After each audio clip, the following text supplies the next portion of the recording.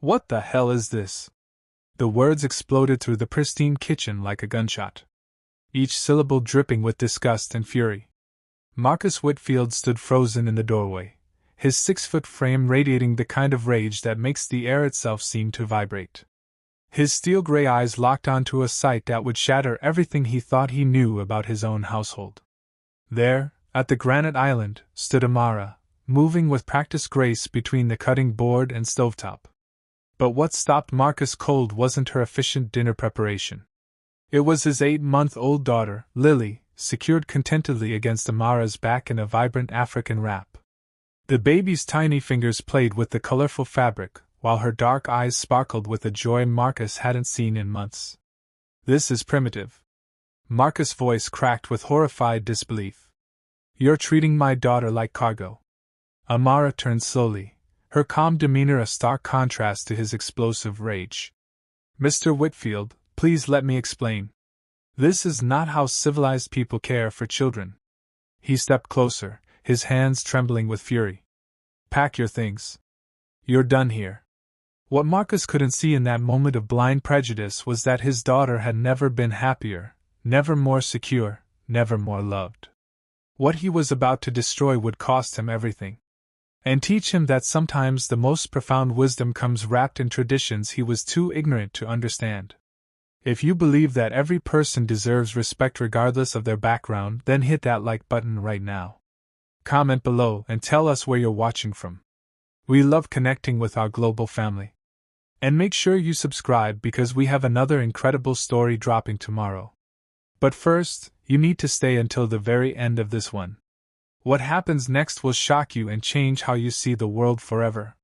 3 months earlier, in a cramped apartment on Detroit's east side, Amara Johnson sat at her kitchen table, surrounded by a sea of medical bills and past due notices. The harsh fluorescent light overhead cast shadows across her 24-year-old face as she calculated and recalculated numbers that simply refused to add up. Each envelope she opened revealed another impossible choice, between her Aunt Diane's chemotherapy treatments and her brother Jamal's engineering tuition at Howard University.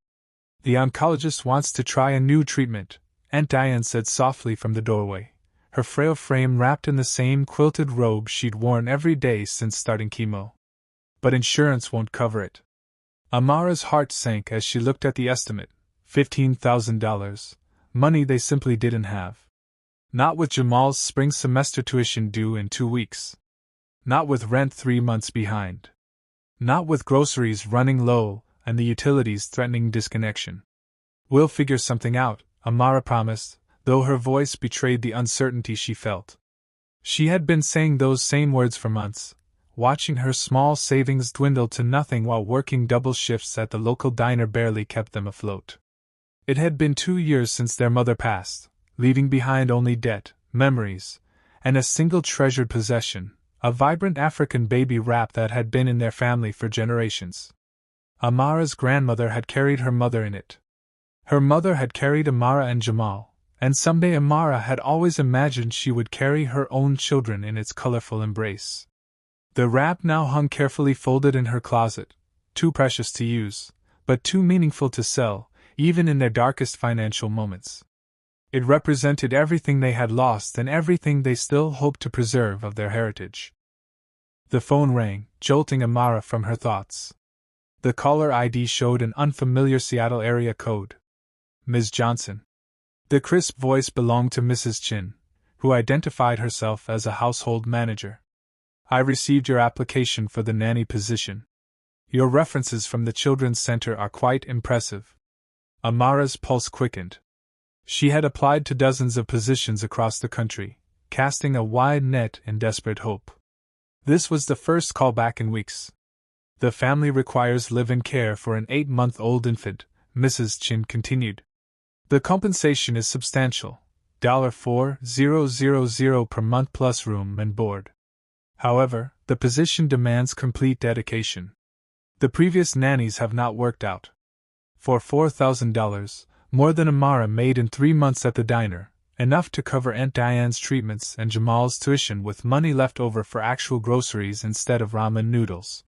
"I would be very interested," Amara managed, her hands trembling as she gripped the phone. Excellent.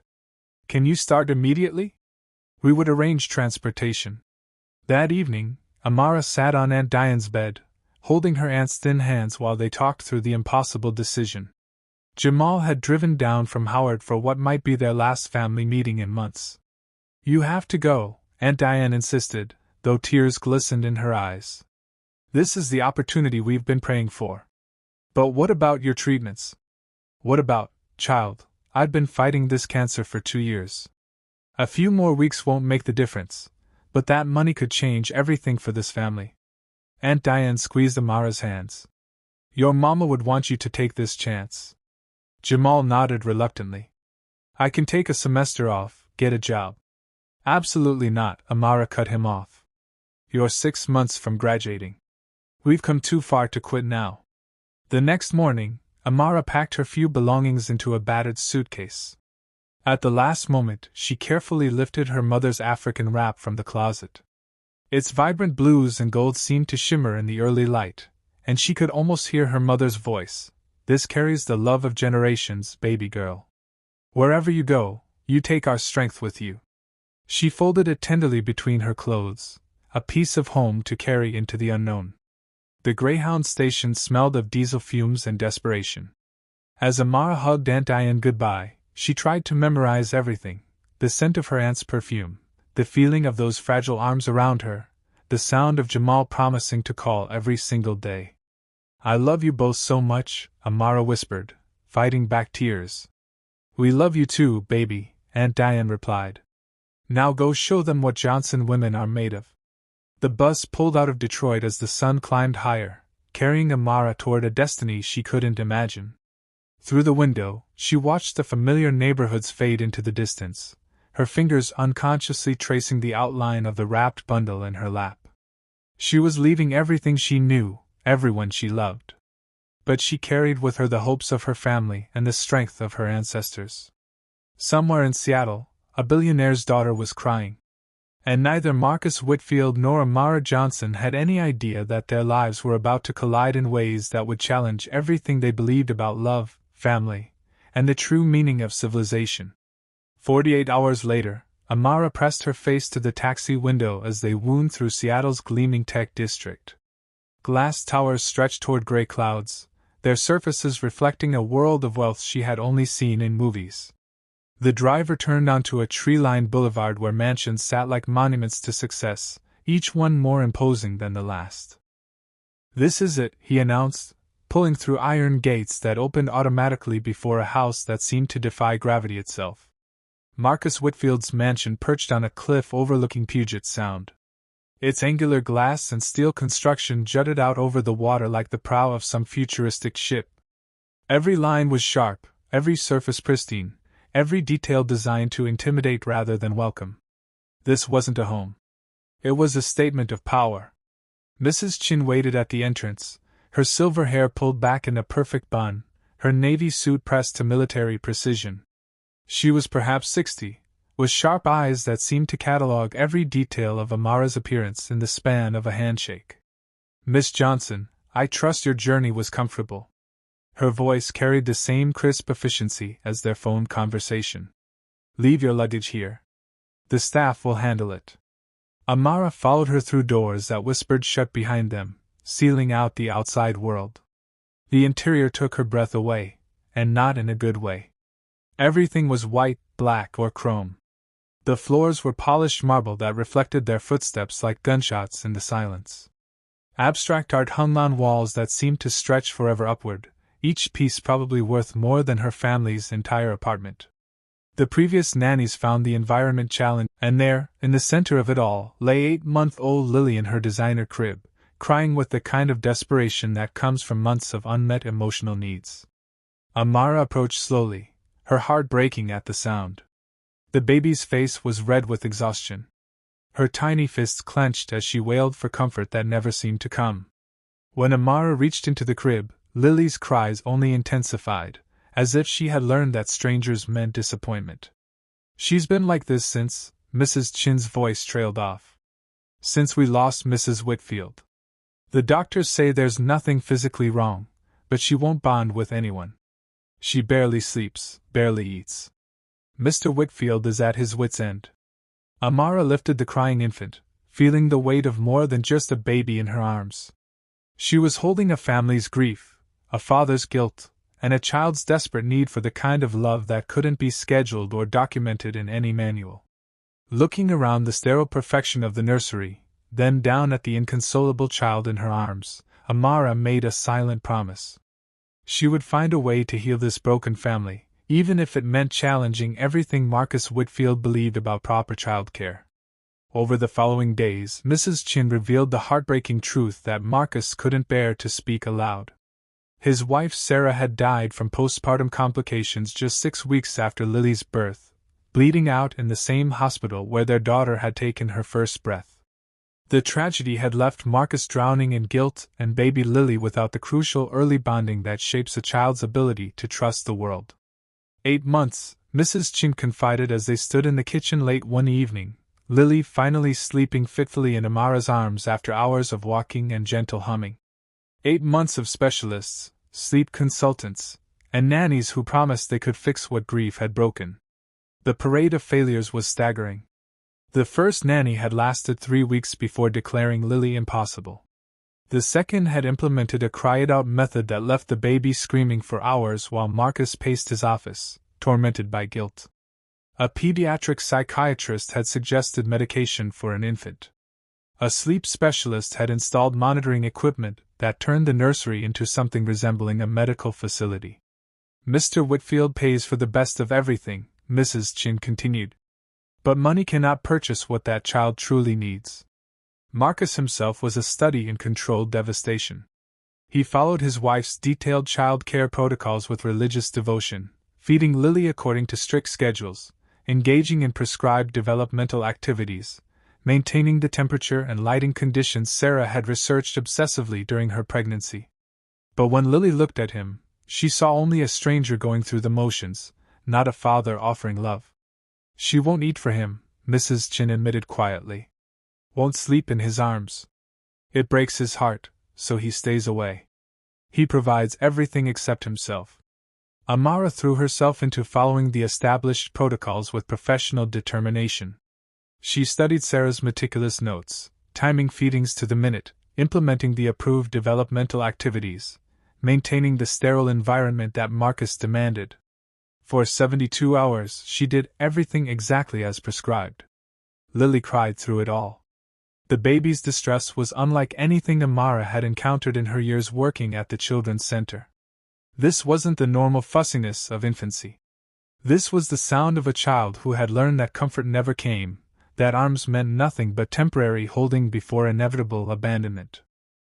By the 4th night, Amara was running on 2 hours of sleep, her nerves frayed from listening to Lily's constant wailing. She video-called Jamal from her austere bedroom, fighting back tears of exhaustion and frustration. "I don't understand," she whispered into her phone, careful not to wake the finally sleeping baby in the nursery down the hall.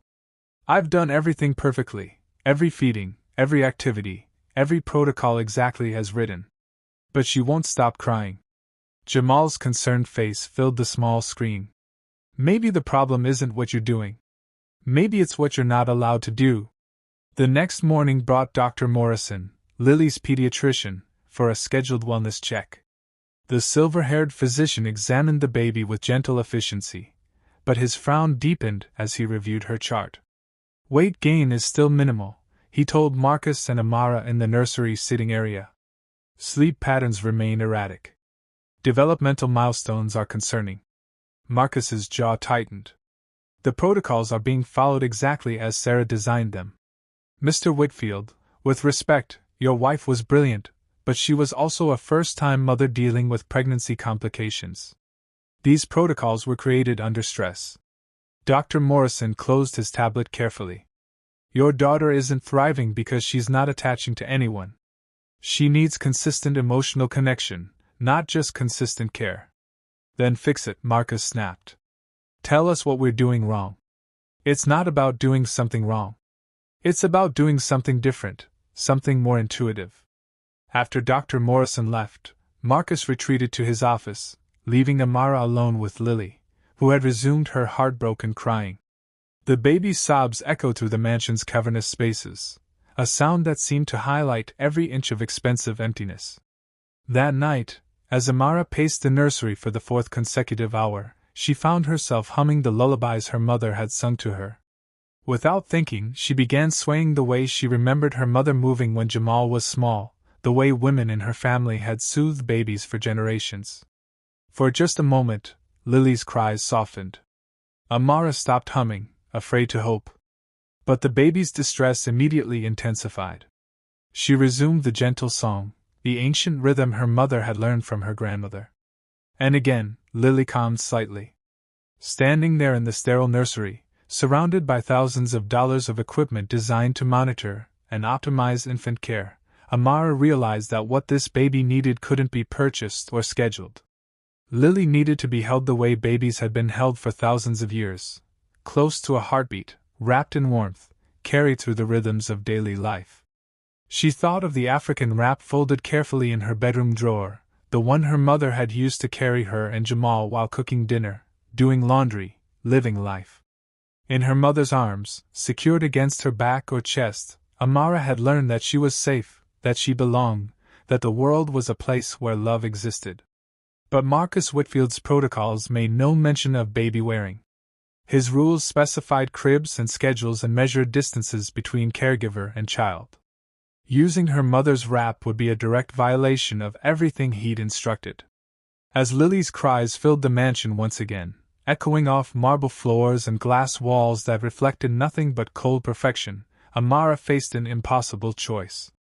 She could continue following rules that were clearly failing this desperate child, or she could trust the wisdom her mother had passed down through generations of women who had successfully raised happy, secure children with nothing but love and traditional knowledge. The decision, when it came, felt as inevitable as sunrise. The next morning, while Marcus conducted his daily business calls from his home office, Amara quietly retrieved the African wrap from her bedroom drawer. The vibrant fabric seemed to pulse with life in her hands, each thread carrying the love and wisdom of the women who had come before her.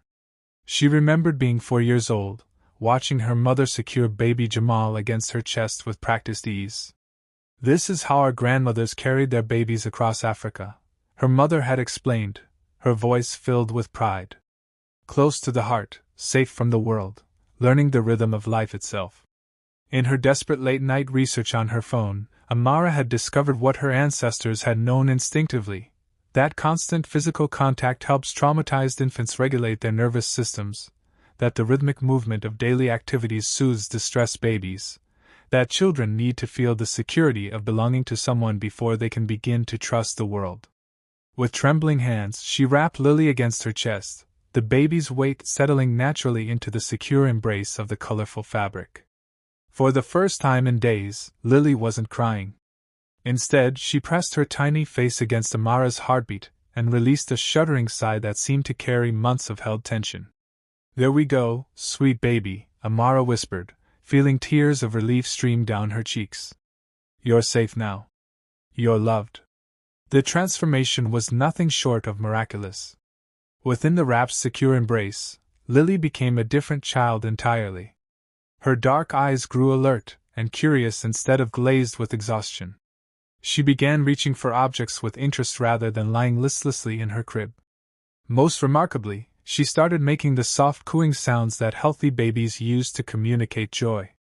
Amara discovered she could do everything while wearing Lily, preparing nutritious meals that filled the kitchen with warm aromas instead of the usual reheated formula bottles, tidying the nursery while the baby watched with fascination, even doing light housework while Lily dozed contentedly against her chest. The baby's feeding improved dramatically. Instead of the struggle sessions that had characterized every meal for months, Lily eagerly accepted bottles while secure in the wrap, her small hands grasping Amara's fingers as she ate. Her sleep pattern stabilized as she learned to nap peacefully during the gentle motion of Amara's daily activities. Mrs. Chin noticed the changes immediately.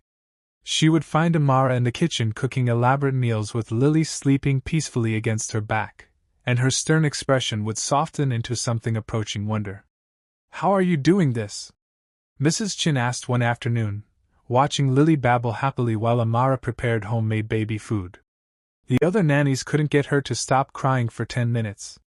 She just needed to feel secure, Amara replied carefully, not mentioning the wrap hidden beneath her loose cardigan. Sometimes the old ways work better than new methods. The secret filled Amara with both pride and anxiety. During her evening video calls home, she could barely contain her joy as she showed Aunt Diane and Jamal the transformed baby, now reaching for the camera with bright eyes and genuine smiles. "Look at her," Aunt Diane exclaimed, her own face lighting up despite her ongoing treatments. "That baby looks loved. Truly loved. She's gaining weight, sleeping through the night, hitting all her milestones," Amara reported happily. "It's like she's a completely different child." But beneath her success lurked a growing fear. Marcus remained distant, conducting his business from behind closed doors, emerging only for brief interactions with Lily that followed his rigid protocols.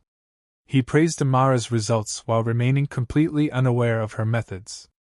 She lived in constant terror that he would discover her use of the African wrap and see it as a betrayal of his late wife's carefully researched child care philosophy. Each day brought new evidence of Lily's thriving: her first real laugh, her improved motor skills, her obvious attachment to Amara, but also new anxiety about maintaining the secret that was healing his daughter in ways his expensive specialists never could. Amara knew she was walking a dangerous line.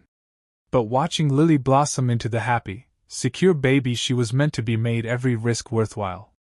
She was giving this child what money couldn't buy and grief had stolen: the fundamental security of being held close to a loving heart. The question wasn't whether her methods worked. The question was what would happen when Marcus discovered that his primitive nanny was succeeding where his civilized approaches had failed. Success, Amara soon learned, could be more dangerous than failure. Marcus began noticing Lily's transformation through the security cameras that monitored every corner of his mansion. From his office, he watched his daughter laughing and babbling with an energy she had never shown before. He saw her reaching eagerly for Amara's face, saw her settling peacefully for naps that had once required hours of struggle. But what he couldn't see, what the cameras couldn't capture, was how these miracles were actually happening. "Explain to me exactly what you're doing differently," Marcus demanded during one of their increasingly frequent meetings in his office. He sat behind his imposing desk like a prosecutor cross-examining a witness, his eyes cold and calculating. "I follow your protocols precisely, Mr. Whitfield," Amara replied, which was technically true. She did follow them when he was watching. Then why couldn't the previous nannies achieve these results? They had the same training, the same resources, the same instructions. Amara felt the trap closing around her.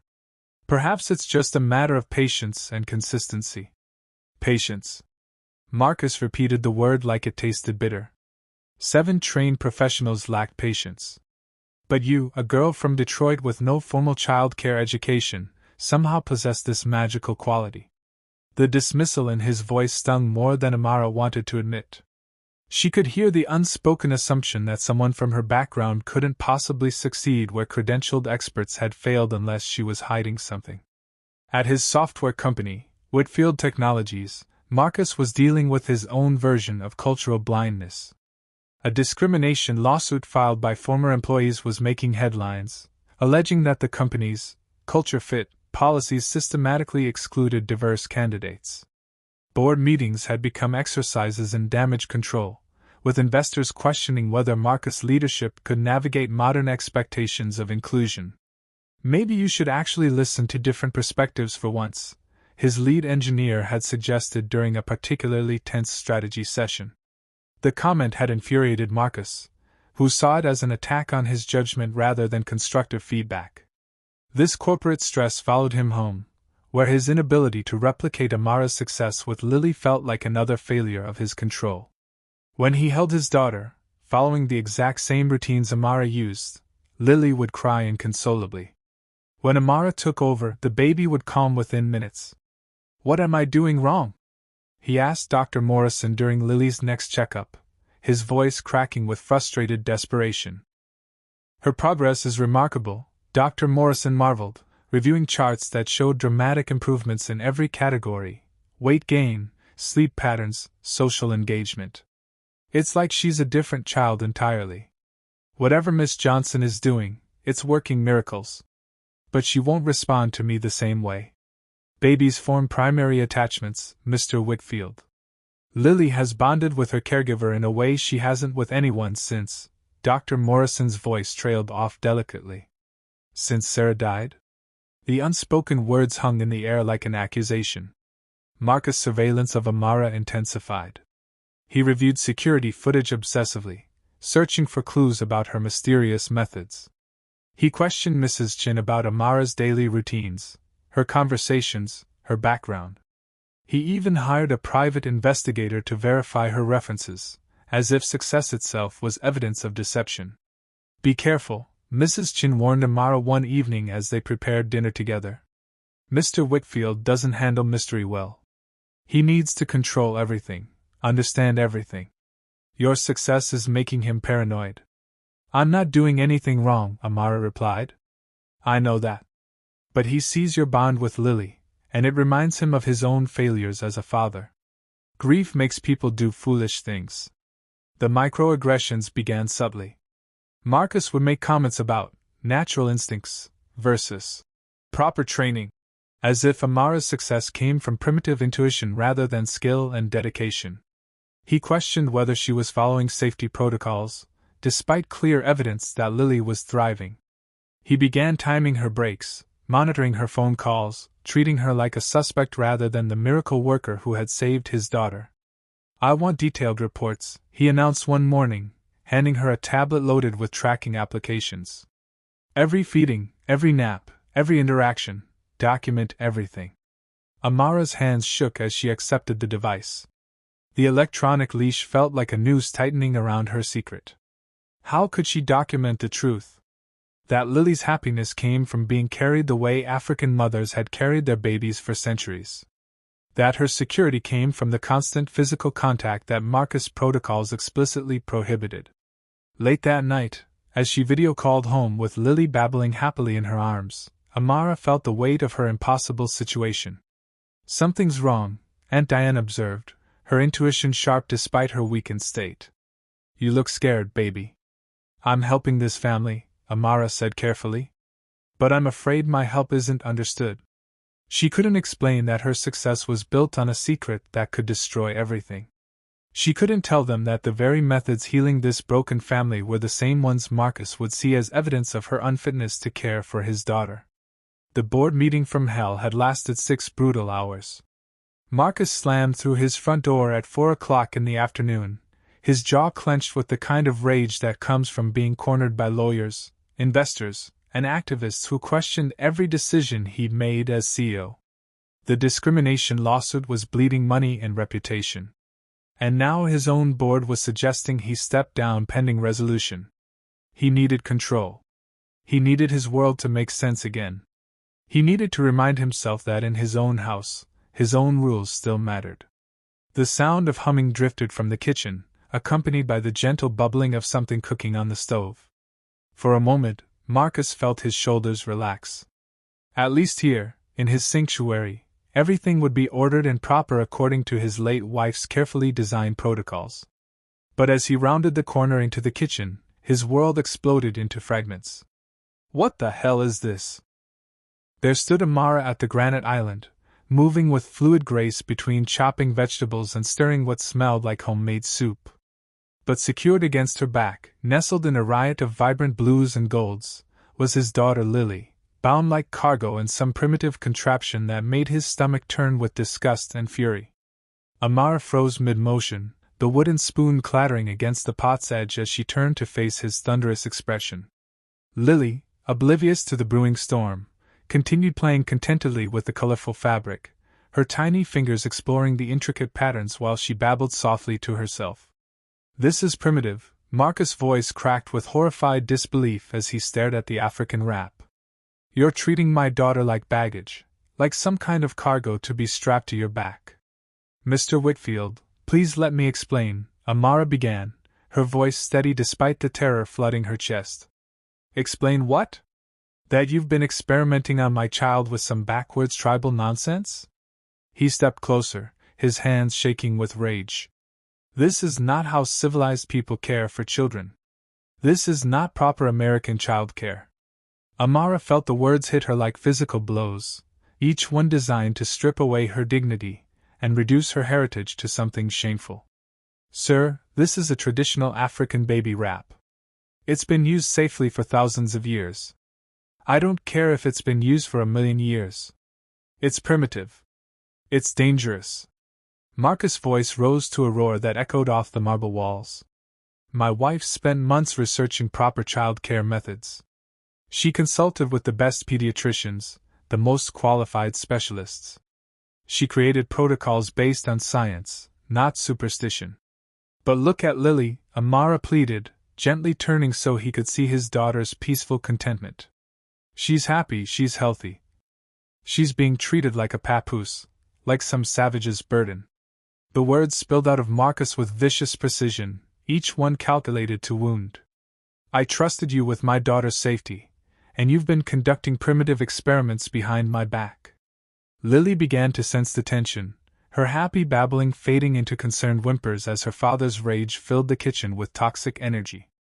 Mr. Whitfield, the wrap is completely safe. In many cultures. I don't give a damn about other cultures. This is America. This is my house, and you will care for my daughter according to American standards, or you won't care for her at all. The racism in his words hung naked and ugly in the pristine kitchen. Amara felt her own anger rising, but she forced herself to remain calm to preserve whatever dignity she could in the face of his cultural assault. Sir, your daughter has been thriving. Her weight gain, her sleep patterns, her developmental progress. Pack your things. The words were delivered with Arctic finality. You're done here. I want you out of my house within the hour. As Marcus reached for Lily, attempting to untangle her from the wrap, the baby's whimpers escalated into full-blown wails of distress. She clung to Amara with desperate strength, her small fists gripping the fabric that had become her source of security and comfort. Give me my daughter, Marcus barked, his frustration mounting as Lily's cries intensified with each attempt to separate her from Amara's embrace.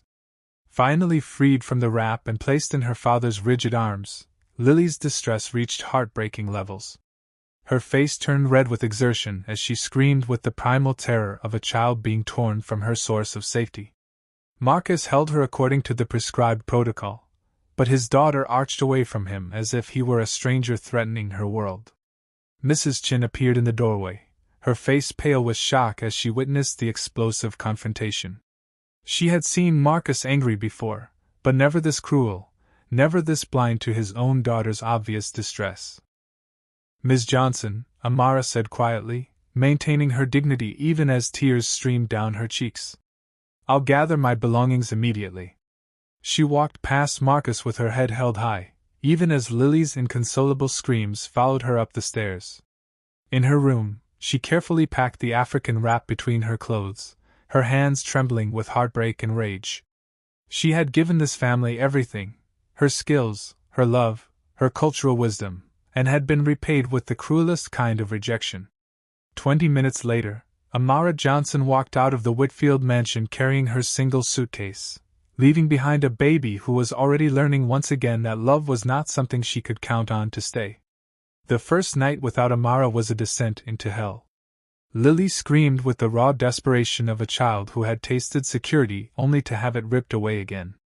Marcus paced the nursery for hours, following every protocol in Sarah's manual, but nothing worked. The baby, who had been thriving just hours earlier, now refused every bottle, arched away from every attempt at comfort, and cried with such intensity that her voice grew hoarse. By morning, Marcus' expensive shirt was stained with spit up, and his eyes were bloodshot from exhaustion. Mrs. Chin found him slumped in the nursery chair, holding his screaming daughter with the defeated posture of a man watching his world collapse. She won't eat, he said hoarsely. She won't sleep. What did that woman do to my daughter? She loved her, Mrs. Chin replied with quiet steel in her voice. Something you might try learning about. The second day brought no relief. Lily's cries echoed through the mansion's marble halls like an accusation, a sound that seemed to highlight every inch of cold perfection that surrounded them. Marcus called in sick to work for the first time in 5 years. But even his absence couldn't solve the crisis consuming his company. His phone buzzed constantly with updates about the discrimination lawsuit. Stock prices were dropping. Key employees were jumping ship. Board members were scheduling emergency meetings to discuss his removal as CEO. Everything he had built was crumbling while he struggled to console a baby who seemed to have forgotten he existed. "This is your fault," Mrs. Chin snapped on the third day, her usual professional reserve finally cracking. "You fired the one person who could help this child because of your ignorant prejudices." "I fired her because she was endangering my daughter with Primitive." "Primitive?" Mrs. Chin's voice rose to match his fury. "That baby hasn't stopped crying for 72 hours. She's losing weight. She won't eat." But when Amara was here, Lily was happy, healthy, thriving.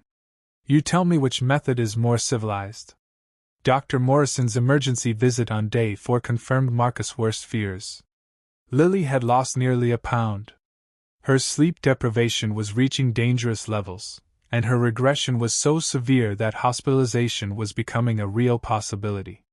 "I've seen failure to thrive before," Dr. Morrison said grimly as he examined the listless baby. "But never this rapid or this severe." What changed in her environment? Marcus couldn't bring himself to admit the truth, that he had fired the only person who could comfort his daughter because he'd been disgusted by her methods. That night, alone in his office, while Lily's cries echoed from upstairs, Marcus finally did what desperation forced him to do: research. He typed "African baby wearing" into his computer with trembling fingers, expecting to find confirmation of his beliefs about primitive practices. Instead, he found peer-reviewed studies from Harvard Medical School about the benefits of infant carrying. Research from the American Academy of Pediatrics supporting constant physical contact for traumatized babies. Articles from developmental psychologists explaining how traditional baby wearing promotes secure attachment, regulates infant nervous systems, and supports healthy brain development. Every search led him deeper into a devastating realization. The primitive method he had scorned was backed by more scientific evidence than any of his wife's expensive protocols. Traditional African baby wearing has been successfully practiced for millennia, read one journal article.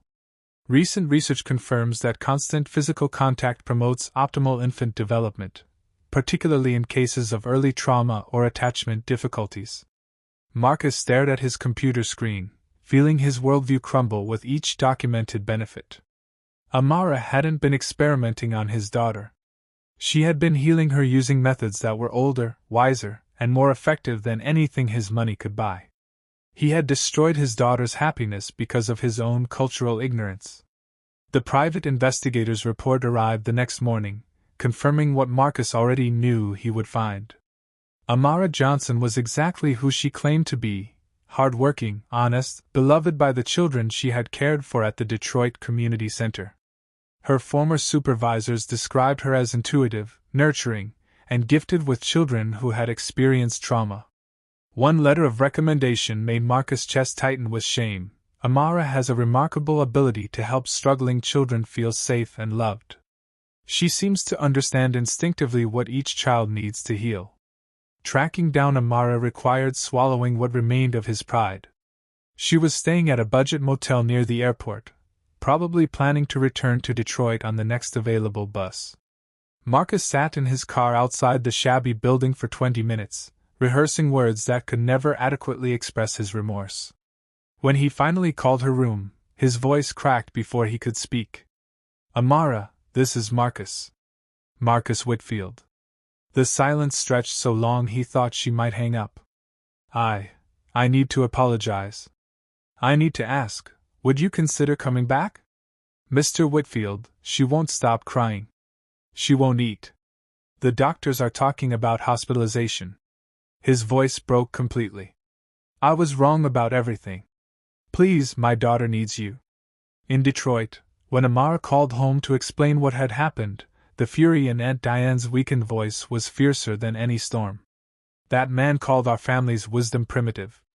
After you saved his child. Jamal's anger burned even hotter through the phone. Don't you dare go back there, Amara. Come home where people respect you.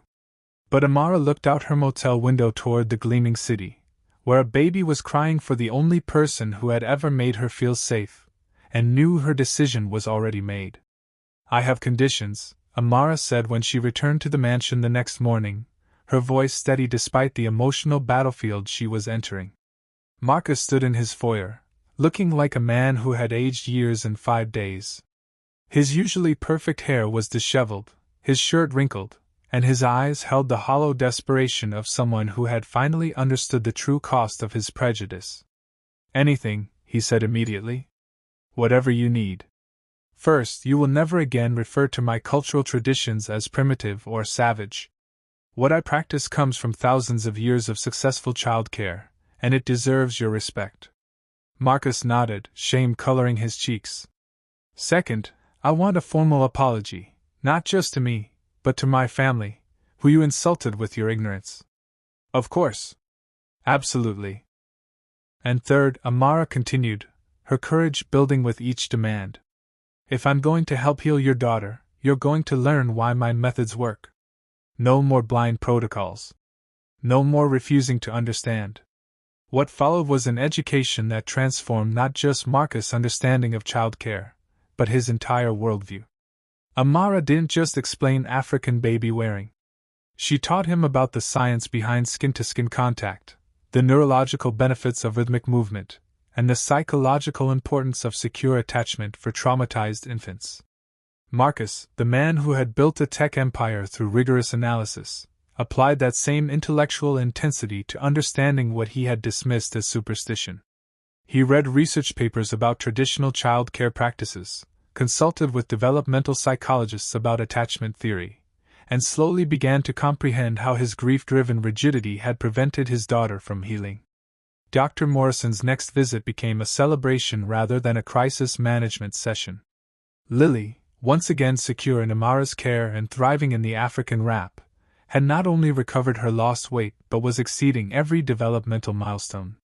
Her social engagement was remarkable, her sleep patterns perfect, her joy infectious.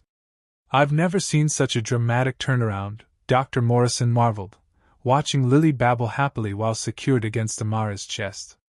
Miss Johnson, would you be willing to speak at our pediatric conference about traditional child care methods? The medical community needs to hear about this. Marcus' transformation extended beyond his household. The discrimination lawsuit at Whitfield Technologies had forced him to examine his company's culture with the same brutal honesty he had applied to his personal prejudices.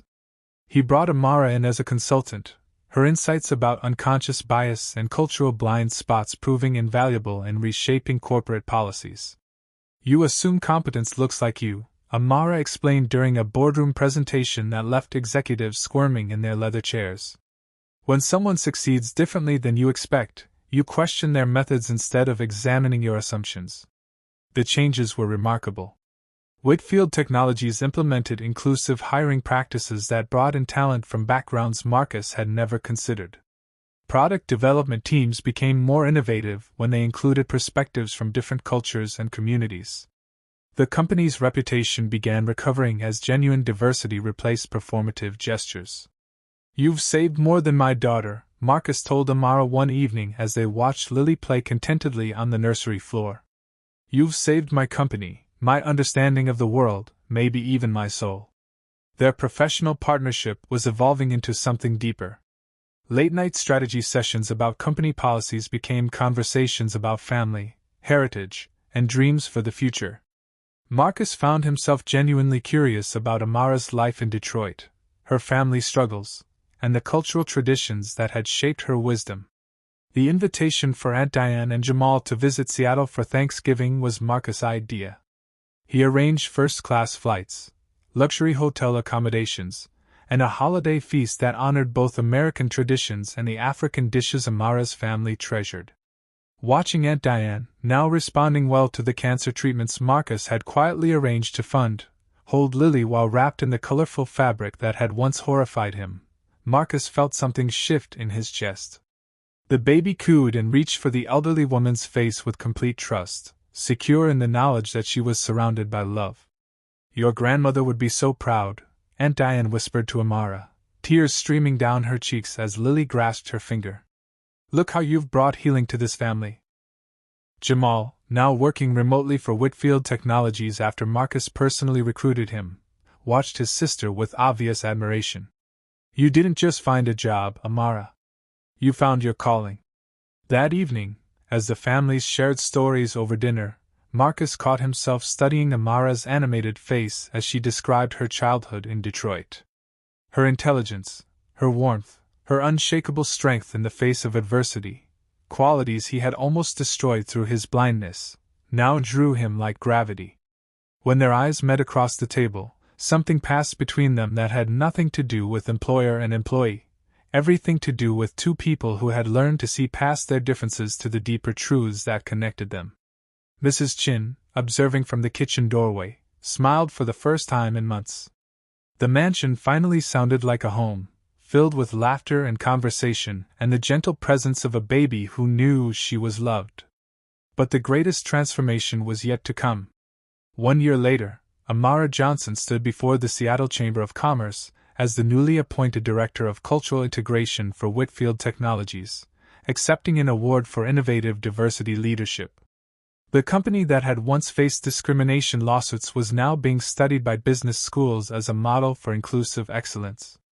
"True diversity isn't about checking boxes," Amara told the audience, her voice carrying the confidence of someone who had turned personal pain into professional purpose. "It's about recognizing that wisdom comes from unexpected places, that different doesn't mean inferior, and that our greatest innovations happen when we learn from each other's strengths." In the audience, Marcus watched with pride that went far beyond professional admiration. The woman who had once been his employee had become his partner in every sense that mattered, in business, in parenting, and increasingly in the quiet moments when their conversations stretched deep into the night. Lily, now walking confidently at 19 months old, had developed into a remarkably secure and happy toddler. She ran easily between both her parents, equally comfortable in Marcus' arms and in Amara's traditional wrap. Her developmental assessments amazed pediatricians, who documented exceptional social skills, emotional regulation, and cognitive development. "She's one of the most securely attached children I've ever evaluated," Dr. Morrison reported during a routine visit. "Whatever you're both doing, it's working beautifully." The Seattle mansion had transformed as completely as its inhabitants. African art now graced the walls alongside contemporary pieces, creating a visual dialogue between cultures. The sterile kitchen had become the heart of the home, filled with the aromas of both Southern comfort food and traditional African dishes. Laughter echoed through halls that had once known only the sound of expensive silence. Aunt Diane's relocation to Seattle marked another milestone in the family's healing. Her cancer treatments had been successful, and Marcus had quietly arranged for her to receive ongoing care at Seattle's finest medical facilities. She now lived in the mansion's guest wing, her presence bringing the warmth of extended family that the house had always lacked. "I never thought I'd live to see my grandniece walking," Aunt Diane said one evening, watching Lily toddle between the adults with fearless joy. "This child knows she's loved by everyone in this room." Jamal's graduation from Howard University became a celebration for both families. Marcus flew everyone to Washington, D.C., where they cheered as the young man accepted his engineering degree with honors. The job offer from Whitfield Technologies had been waiting before Jamal even graduated, but it was earned through merit, not charity. "You're not hiring me because I'm Amara's brother," Jamal had insisted during his interview. "I'm hiring you because you're brilliant," Marcus replied. "The fact that you're Amara's brother just makes me trust my judgment even more." The proposal came on a quiet Sunday evening in late spring.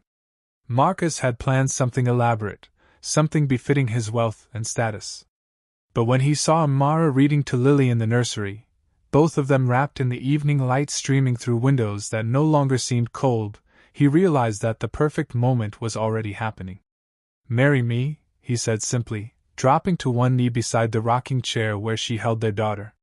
The ring he offered was beautiful, but it was the second ring that made Amara's breath catch, a band crafted from gold that incorporated patterns from traditional African jewelry, designed to honor her heritage rather than replace it. I want to spend my life learning from you, Marcus continued, his voice thick with emotion. I want Lily to grow up knowing both her cultures, speaking both her languages, understanding that love comes in many forms, but always requires respect. Their wedding 6 months later was a celebration that neither culture could have imagined alone. Traditional African drumming accompanied a string quartet. Amara wore her mother's wrap, transformed into a stunning wedding sash, while Marcus honored his late wife's memory with a moment of silence that acknowledged the past while embracing the future. The ceremony was held in the mansion's garden, now transformed with plantings that reflected both African and American traditions. Guests included tech executives and community leaders from Detroit, pediatricians, and Amara's former colleagues from the Children's Center, Mrs. Chin, promoted to head of household operations, and Dr. Morrison, who had become a family friend. 2 years later, when baby Marcus Jr. was born, he entered a world already prepared to celebrate his dual heritage. Lily, now a confident 3-year-old, insisted on helping with everything, especially teaching her baby brother about the African rap that had saved their family. "This is how we carry babies in our family," she explained seriously to her infant brother, her small hands tracing the colorful patterns with reverence. Mama Amara's grandmama taught her mama, and her mama taught Mama Amara, and now she's teaching us. The Whitfield Johnson Family Foundation, established to provide scholarships for underrepresented students in technology fields, had already changed dozens of lives. But its greatest success wasn't measured in grants awarded or careers launched.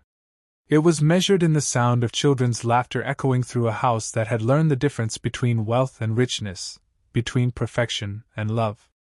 Standing in their garden one evening, watching Lily teach little Marcus the words for colors in both English and the African language Amara had been learning alongside her, Marcus marveled at how completely his understanding of civilization had transformed. The most advanced child care in the world, he now knew, wasn't found in expensive equipment or rigid protocols. It was found in the ancient wisdom of holding children close, of carrying them through life with love, of teaching them that they belonged to a family and a heritage that stretched back through generations of women who had known how to nurture the future. And sometimes, if you were very fortunate, that wisdom came wrapped in vibrant colors, carried by someone brave enough to challenge everything you thought you knew about love. All right then. That's where we leave it for now. Every time I finish one of these, I hope it gives you a bit of an escape, a chance to just drift for a while. It would be cool to know what you were up to while listening, winding down for the night, or on a long drive. Just drop a line in the comments. I really do read through them all. And hey, if you enjoyed this and want to make sure you catch the next one, doing that whole like and subscribe thing makes a huge difference. It tells YouTube we should keep crossing paths. Thanks for hanging out with me. Click one of the video frames before you for another incredible story. It'll blow your mind just like this one did. See you in the next one.